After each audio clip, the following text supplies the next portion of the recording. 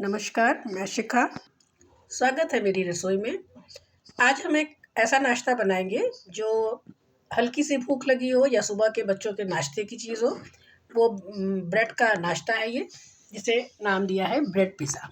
तो इसके लिए हमें सबसे पहले क्या चाहिए, ब्रेड की स्लाइसेस चाहिए। ये सैंडविच ब्रेड ले तो ज़्यादा बेटर है, अदरवाइज़ जो भी आपके घर में ब्रेड है वो हम ले सकते हैं। इसके अलावा हम फटाफट से देखते हैं।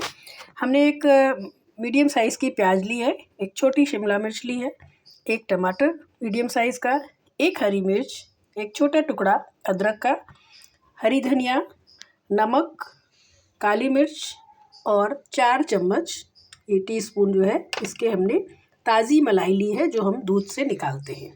अगर आपके पास ताज़ी मलाई नहीं है तो ऐसी मलाई होनी चाहिए जिसका टेस्ट ख़राब नहीं होना चाहिए, और मलाई की जगह आप क्रीम का इस्तेमाल भी कर सकते हैं। तो इन सारी चीज़ों को हम सबसे पहले हम प्याज, टमाटर, शिमला मिर्च, हरी मिर्च इन सब को बहुत छोटा छोटा चॉप कर लेंगे। धनिया भी काट लेंगे और अदरक को भी घिस लेंगे या काट लेंगे। और इसके साथ साथ जो ब्रेड है उसको सेकने के लिए हमको थोड़ा सा बटर की आवश्यकता पड़ेगी। बटर की जगह आप देसी घी का भी प्रयोग कर सकते हैं। तो आइए हम सबसे पहले इन सारी चीज़ों को छोटा छोटा काट लेते हैं। चलिए, हमारी सारी जो चीज़ें हमने दिखाई थी वो सब कट गई है। प्याज भी हमने बहुत छोटा छोटा सा चॉप कर लिया है, शिमला मिर्च, टमाटर, काली मिर्च कुटी हुई है, नमक है, हरी मिर्च कट गई है, अदरक घिस करके और धनिया भी काट दिया गया है। अब हम सबसे पहले एक लेंगे बाउल, कांच का बाउल या कोई भी एक बर्तन लेंगे जिसमें हम इस पेस्ट को तैयार करेंगे।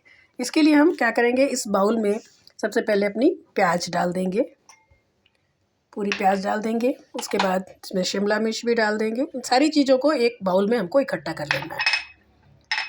प्याज, टमाटर, हरी धनिया, मिर्चा और अदरक, ये सारी चीज़ों को हम इसके अंदर डाल देंगे। ये सब कुछ इसमें आ जाएगा। और इसके बाद इन सारी चीज़ों को एक हम स्पून की सहायता से मिलाएंगे, सारी चीज़ें एक जगह हो जाए। और इसके बाद इसमें हम कुटी हुई काली मिर्च भी रख देंगे और इसके बाद नमक हम इसमें डाल देंगे। मलाई जो है वो जल्दी गलने लगती है, तो इसलिए हम नमक इन सारी चीज़ों में मिलाने के तुरंत बाद मलाई डाल देते हैं और मलाई में ही इस पेस्ट को हम तैयार करेंगे। तो ये जो मलाई है इसको हम इसमें डाल के फेंटेंगे। इसमें हम पूरी मलाई ही डाल देंगे क्योंकि हमको इसी पेस्ट से पूरा ब्रेड तैयार करना है। मलाई अगर आपकी फ्रिज से निकली हुई है, बहुत अभी ढीली नहीं हुई है, उसमें थोड़ा सा आप 2 टीस्पून से दूध डाल देंगे तो वो थोड़ा अच्छे से कुक करके ढीली हो जाएगी, और जिससे हम इन सारी चीज़ों को एक बाउल में अच्छे से मिला लेंगे। सारी चीज़ों को एक साथ मिला लेंगे। देखिए, सारी चीज़ें मलाई में अच्छी तरीके से मिल गई हैं, पूरा ऊपर से नीचे तक पूरे अच्छे से मिल चुका है। अब हम इन सारी चीज़ों को एक ब्रेड लेंगे और उस ब्रेड में इसके ऊपर से लगाएंगे। तो एक हमने ब्रेड लिया है और इसके ऊपर हम इस पेस्ट को फैलाएंगे। ये सब कुछ अच्छे से मिल चुका है, इसमें नमक भी है, और इसके ऊपर हम इसको रख करके अच्छे से पूरे उस पर मिक्सचर को ब्रेड के ऊपर फैला देंगे। इतना अच्छे से होना चाहिए कि कोई भी कॉर्नर इसका बचा ना रहे। एक चीज़ और ध्यान रखिएगा, अगर आपकी ब्रेड बासी है या थोड़ी सी कड़ी हो रही है तो आप इस ब्रेड को, इस पेस्ट को डालने से पहले उसके ऊपर हल्का सा एक स्पून में दूध लेकर के उसके कॉर्नर्स पर डाल सकती हैं, इससे ब्रेड सॉफ्ट हो जाती है। तो इस तरीके से हमने ये सारा, ये ताज़ी ब्रेड है इसलिए हमको इसमें कुछ डालने की ज़रूरत नहीं है, और पूरे पेस्ट को एक सार होकर के पूरे ब्रेड पर अच्छे से फैला देंगे। इस तरीके से हम सारी जो ब्रेड है हमारी, उन सबको हम इस तरीके से कर लेंगे। कम से कम 4 ब्रेड इसमें आराम से बन जाएंगी। अब हम लेंगे एक पैन, एक नॉन स्टिक पैन लेंगे, इसको हम ऑन करेंगे। गैस को हम ऑन करेंगे और पैन को थोड़ा सा गर्म करेंगे। इसके ऊपर हम देखेंगे हल्का सा गर्म हो रहा है, अभी नहीं हुआ है।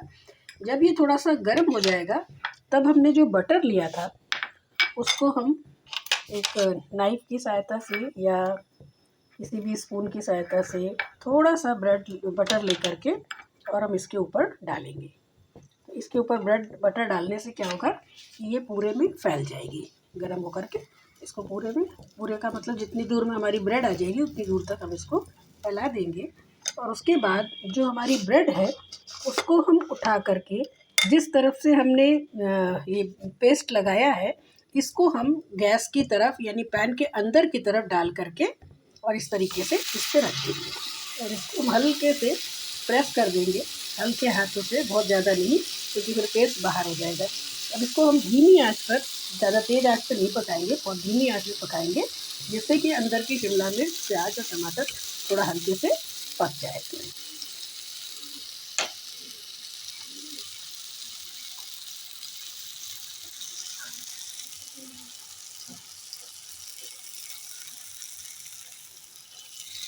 और इसके साथ साथ हम इसके ऊपर थोड़ा सा बटर हल्का सा रखेंगे जिससे कि ये गल करके इसके ऊपर फैल जाएगा। थोड़ी देर में ये बटर इसके ऊपर फैल जाएगा और जब हम पलटेंगे तो ये अच्छे से इस पर सीख जाएगा। 2 मिनट तक पहले इसको हम पकाएंगे, सॉरी 1 मिनट, और उसके बाद हम इसको एक नॉन स्टिक के लिए लकड़ी के उससे स्पैटुला से इसको पलटेंगे, लेकिन भी थोड़ा सा इसमें इसको और पकाना है हमको, जब तक हमारा बटर भी घुल करके इसके ऊपर लग गया है।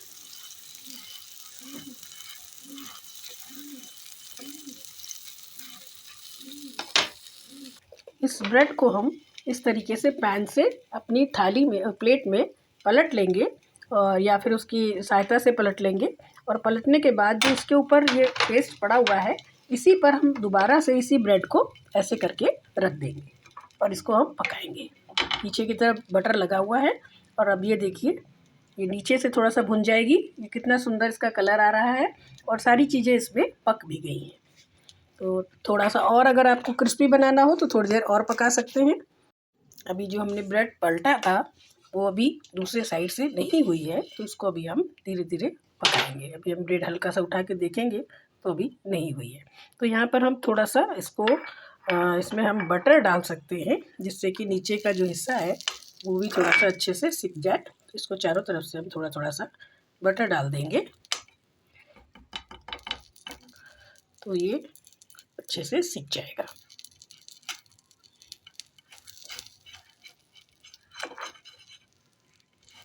पूरा बटर इसमें लग जाएगा और ये अच्छे से सिक जाएगा। ऊपर का आप देख सकते हैं कि सारी जो सब्जियां हैं वो बिल्कुल सॉफ्ट होकर के पक गई हैं और अभी थोड़ा सा और इसको होना है, इसलिए अभी हम इसको पकाएंगे।